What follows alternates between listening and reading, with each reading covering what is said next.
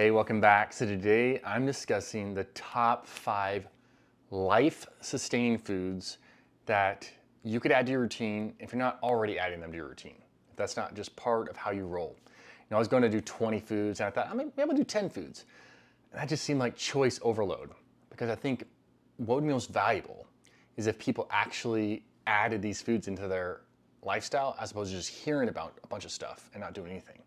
So putting these foods regularly as part of your routine, it would be challenging for a person to not experience massive health success if they indeed added these to their routine.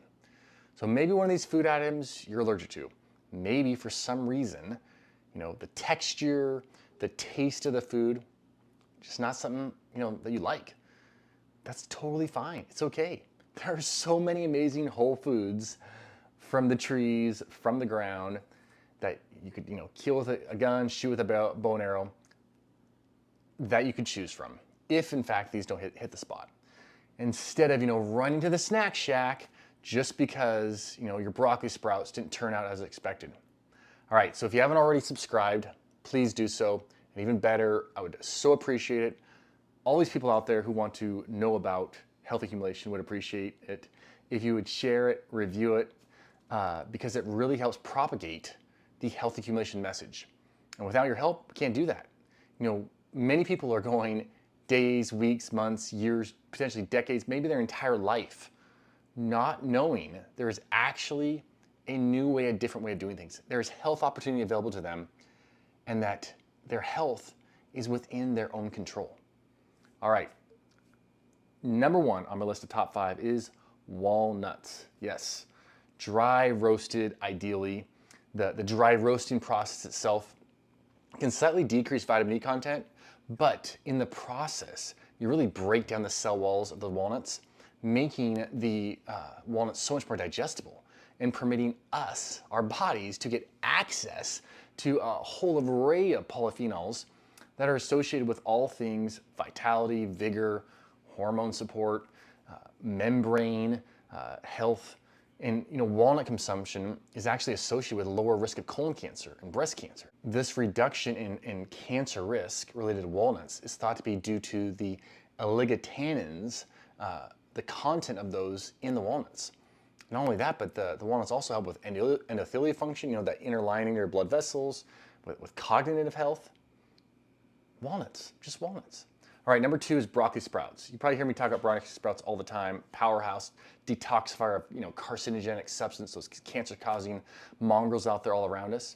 And one thing you may not know is that freezing broccoli sprouts has actually been shown to preserve the enzyme isomerase, which is the necessary component for activating sulforaphane, basically turning that glucophorin into sulforaphane, which is the big anti-cancer detoxification supportive and H. pylori killer.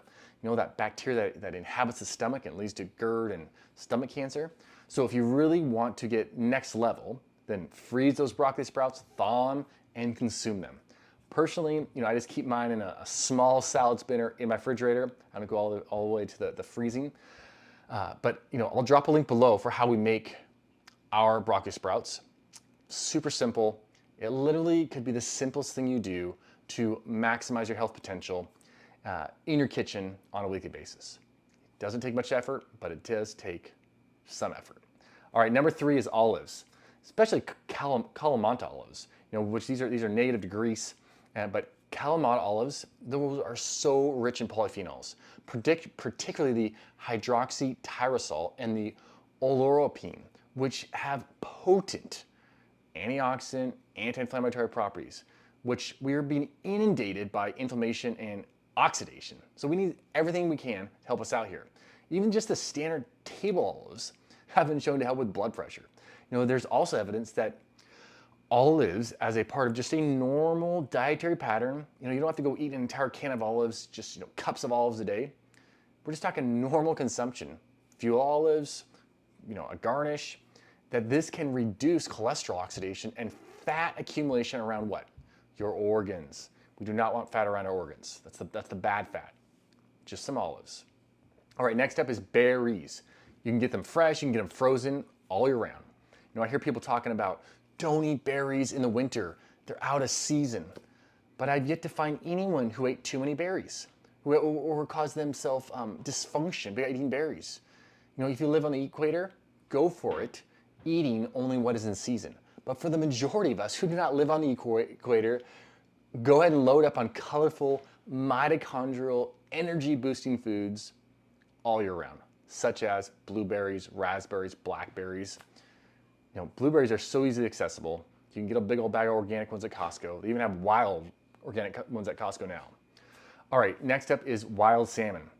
If it isn't wild, it does not want to go into your body. You know, it's hard to even call it salmon if it's not wild caught salmon, because it's, you know, it's chock full of toxins, and you know, it only takes like 6 to 8 ounces per week of salmon to show positive effects on the cardiovascular system. 6 to 8 ounces. Most of us are sitting down with a salmon fillet, it's like 12 ounces. So you don't need all that. You know, get that perfect fatty acid ratio from the salmon. You know, create a more pliable brain, a brain that can learn, that can you know, hold attention. Imagine what would happen if every ADHD diagnosed kid out there started eating 8 ounces of wild salmon each week. 2 ounces a day, 2 ounces tomorrow, 2 ounces the next day, you know, 4 ounces. In place of those, you know, that fried and breaded chicken, those chicken nuggets. You know, if you haven't cooked salmon yourself, I know a lot of people say that the reason they don't consume it because they don't know how to cook it. You can easily search on this thing called Google or on this channel called YouTube how to cook tasty salmon, and it will show just right up for you. Super simple. All right, so salmon, berries, walnuts, broccoli sprouts, olives. Make sure, especially with the seeds, the olives, the walnuts, make sure they're organic. Make sure the salmon is wild, not farmed or Atlantic. And you can see in my other videos, you know, I talk about all the farm salmon issues and even, you know, the issues with non-organic stuff. Organic doesn't solve all the problems, but it gets us a long ways down the road. At least we know there's some parameters around this food we're consuming. And, you know, what if, as a foundation of your food routine, instead of just counting calories, counting macros, you know, getting the protein in, like the person today told me, I'm getting my Premier protein drink in. I'm getting my 30 grams of protein. I was like, you're poisoning yourself. Premier protein is just poison. It's just a bunch of synthetic artificial vitamins, completely denatured protein, isolates, and, you know, all these preservatives. There's no health benefit there. There's no life there. Nobody can sustain life on Premier protein. So consider whole, real, authentic food. That's what I preach over and over, right? Whole, real, authentic food. Try it out. See what happens when you go for a week, a month, 12 weeks. I think 12 weeks is a really nice time frame. 12 weeks of whole, unrefined, unprocessed, unadulterated, preservative-free, real food. Try it. Some walnuts, some broccoli sprouts, some berries, some wild salmon, some olives. Make sure you're getting at least 1 dose a day of one of these. And don't forget to check below for a link to the latest handout, free, just to help you accumulate more health.